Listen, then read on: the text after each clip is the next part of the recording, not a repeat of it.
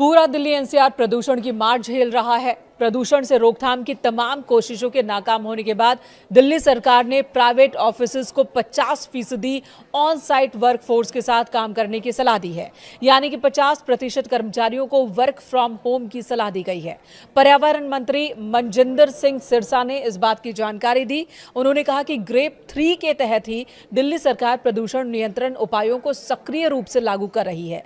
सार्वजनिक स्वास्थ्य और वायु गुणवत्ता की रक्षा के प्रयासों को तेज किया गया है।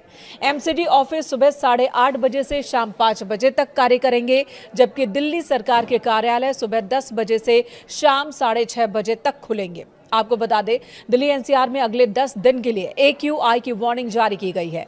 केंद्रीय पृथ्वी विज्ञान मंत्रालय के तहत आने वाली फोरकास्टिंग बॉडी ने कहा कि अगले 10 दिनों तक एयर क्वालिटी बहुत खराब कैटेगरी में ही रहने वाली है, इसमें कोई सुधार नहीं होने वाला।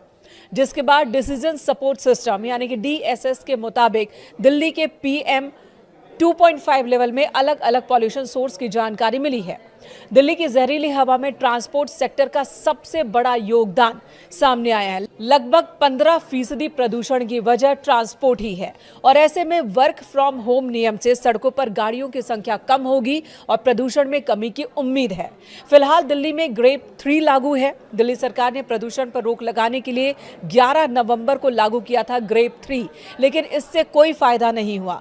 AQI स्तर में कोई सुधार देखने को नहीं मिला, जिसके बाद अलग स्टेशंस की बात करें तो AQI 400 के पार ही दर्ज किया गया है, और यही वजह है कि ग्रेप 3 को और ज्यादा सख्त किया जा रहा है। फिलहाल ग्रेप 4 लागू नहीं है, लेकिन सरकार इसके नियमों को ग्रेप 3 के तहत ही लागू कर रही है, और इन्हीं में से एक फैसला है दफ्तरों में लोगों की संख्या कम करना, यानी कि 50% कर्मचारियों के साथ काम करने का यह फैसला। CAQM ने अपने लेटेस्ट नोटिस में कहा कि CAQM ने 21 नवंबर 2025 को ग्रेप शेड्यूल को रिवाइज किया है, ताकि इसे और सख्त बनाया जा सके, दिल्ली एनसीआर में एयर क्वालिटी को बहुत ज्यादा खराब होने से रोका जा सके।